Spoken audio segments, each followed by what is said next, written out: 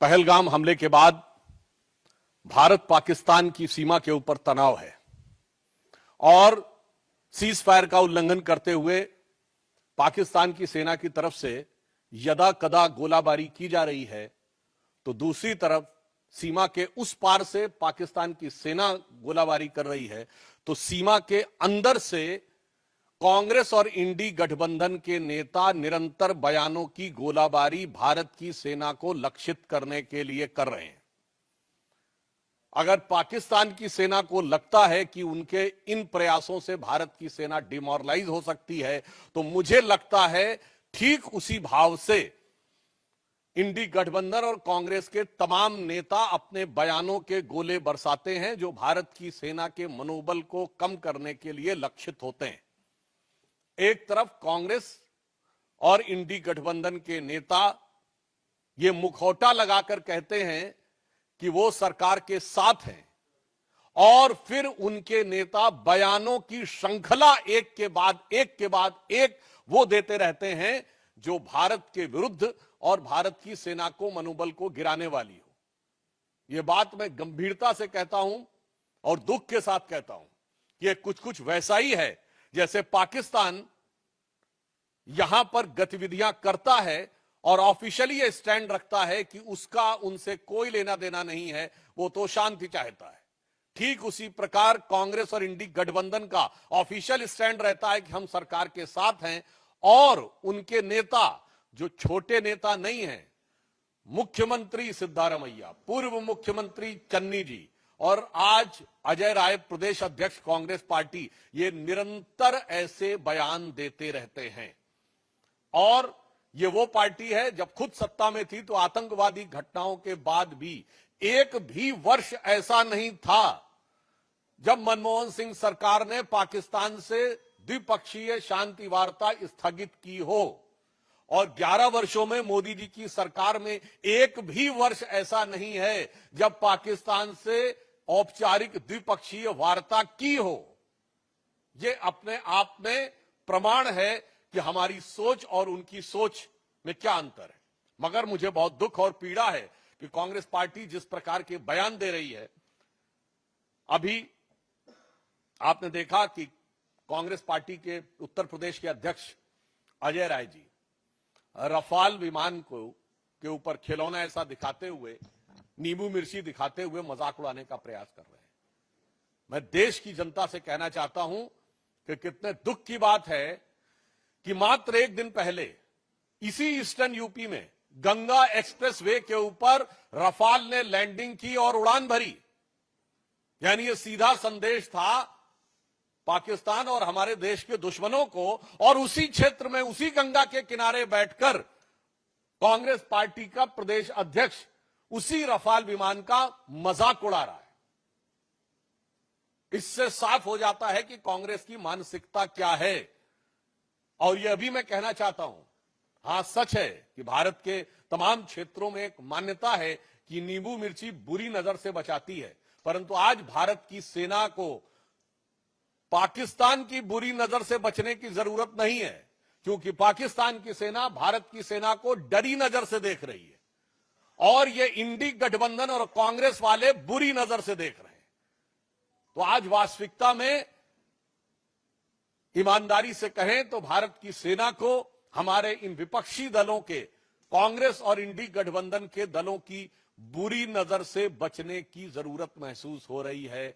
जहां उस रफेल की गर्जना से पाकिस्तान थर्राया हुआ और डरा हुआ महसूस करता है, वहीं ये लोग उसका मजाक उड़ाने का प्रयास करके सेना का मनोबल गिराने का प्रयास करते हैं। और मैं कांग्रेस पार्टी से कहना चाहता हूं, बिल्कुल ये सच है कि जब रफाल आया था तो हमारे रक्षा मंत्री राजनाथ सिंह जी ने फ्रांस में जाकर उसके ऊपर स्वास्तिक बनाया था।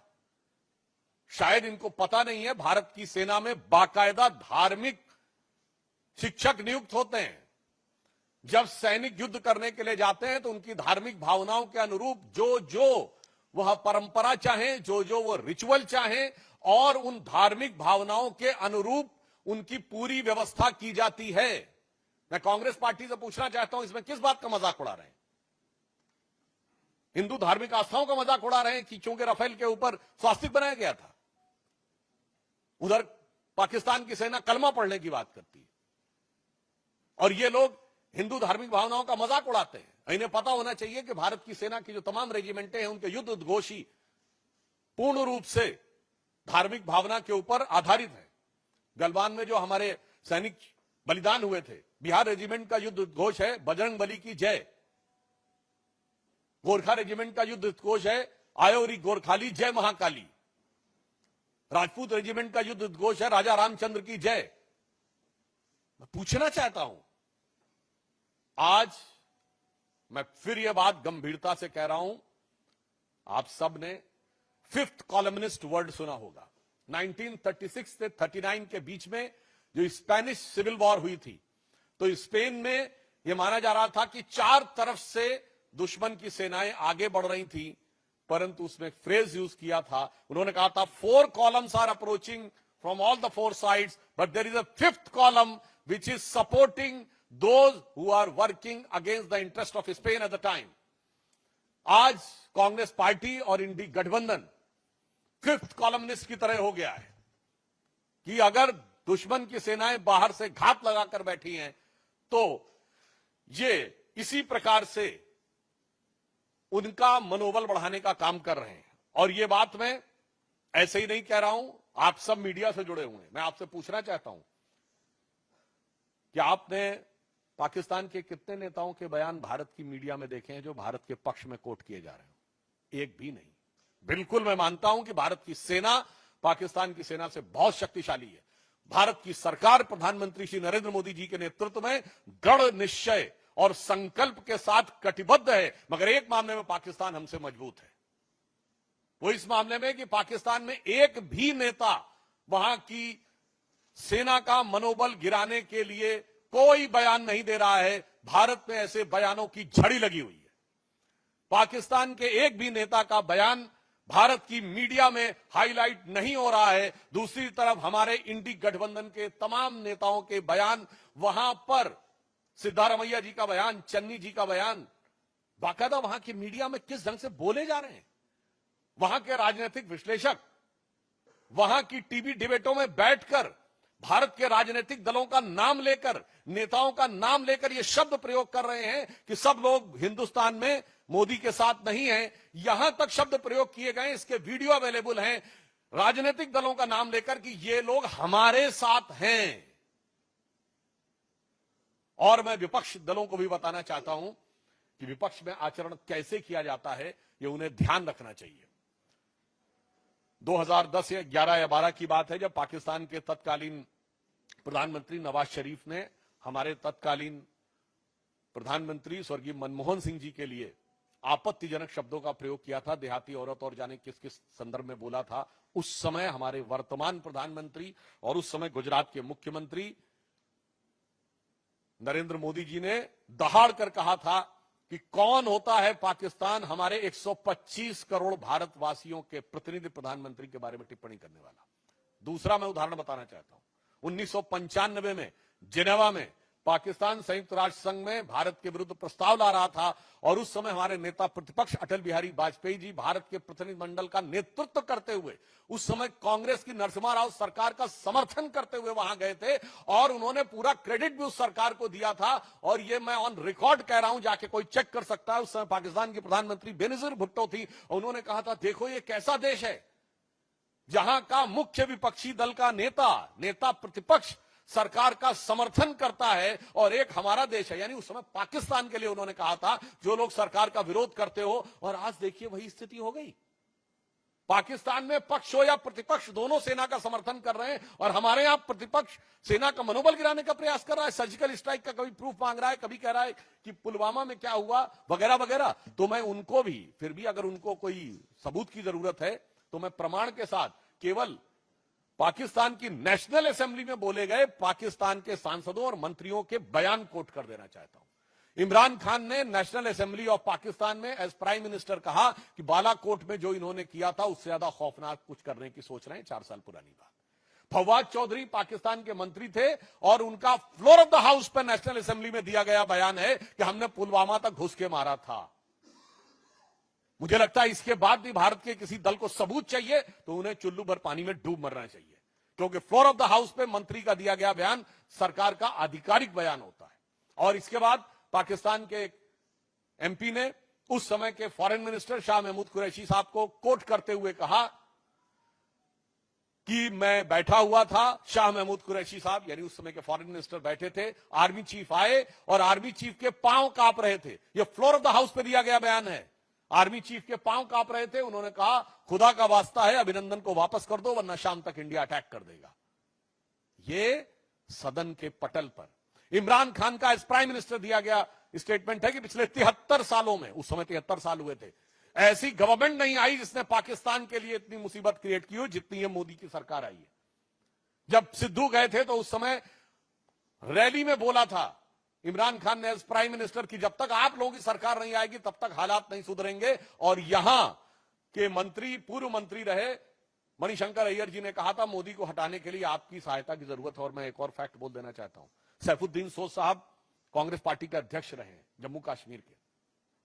उन्होंने अपनी एक किताब लिखी है जम्मू कश्मीर के बारे में, जिसमें उन्होंने मुशर्रफ के स्टेटमेंट को कोट करते हुए कहा है कि यदि मुशर्रफ ने यह कहा था कि कश्मीर को भारत से अलग हो जाना चाहिए तो आज की डेट में वो सही प्रतीत होता है। मैं कांग्रेस से पूछना चाहता हूं कि आपका यह पुराना याराना कब से है भाई पाकिस्तान से? क्या आपको मुशर्रफ का बयान सही लगता है? पाकिस्तान की आर्मी के चीफ के गले मिलते हैं आप, भारत के आर्मी चीफ के बारे में आपत्तिजनक बातें करते हैं। इसलिए मैं स्पष्ट रूप से देश की जनता को संबोधित करते हुए कहना चाहूंगा कि देश के अंदर और बाहर सरकार और सेना पूरी दृढ़ता के साथ, कूटनीतिक दक्षता के साथ जहां संकल्पित होकर खड़ी है। इस समय भी रक्षा मंत्री जी की जापान के रक्षा मंत्री से वार्ता चल रही है, तो दूसरी तरफ विपक्ष के द्वारा जिस प्रकार का घटनाक्रम किया जा रहा है यह अपने आप में बहुत दुखद है, निंदनीय है, भर्त्सना योग्य है। परंतु हम देश को आश्वस्त करना चाहते हैं कि प्रधानमंत्री श्री नरेंद्र मोदी जी के नेतृत्व में जो प्रधानमंत्री जी ने कहा है कि इस घटना के अपराधियों को धरती के अंतिम छोर तक ढूंढकर दंडित किया जाएगा और दंड ऐसा होगा जिसका कोई पूर्व का उदाहरण नहीं होगा, यानी अभूतपूर्व दंड दिया जाएगा।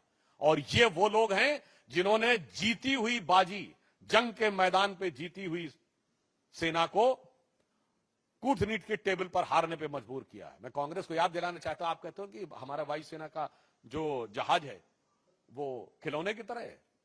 हां, मैं कांग्रेस पार्टी को याद दिलाना चाहता हूं 26/11 के हमले के बाद वायुसेना कार्रवाई के लिए तैयार थी और उस समय वायुसेना अध्यक्ष फॉली होमी मेजर साहब ने 2016 में अपने संस्मरण में लिखा है कि मनमोहन सिंह सरकार ने अनुमति नहीं दी। आपने वायुसेना के युद्धक विमानों को खिलौने की तरह रखा था, मगर मोदी जी की सरकार सेना के हर साजो सामान को उचित, प्रभावी कूटनीतिक घेराबंदी के बाद रणनीतिक प्रयोग के लिए रख रही है। आपकी सरकार वो थी कि हमारी फौज जीतती थी और सरकार सब कुछ हार के चली आती थी, क्योंकि आप को एक मर्ज था कि हमें सुलह की शक्ल संवारनी है, भले ही वो भारत की सेना के जवानों के खून से क्यों ना संवारनी पड़े। तो एक पंक्ति में याद दिलाना चाहता हूं जो उनकी विदेश नीति थी वो क्या थी कि चीन छीन देश का गुलाब ले गया। ये नेहरू जी के लिए कहा गया। चीन की विदेश नीति असफल हुई थी ना, गुलाब पहनते थे, वो गुलाब लगाते थे। चीन छीन देश का गुलाब ले गया और ताशकंद में वतन का लाल सो गया, और ये सुलह की शक्ल को संवारते रहे, जीतने के बाद बाजी हारते रहे।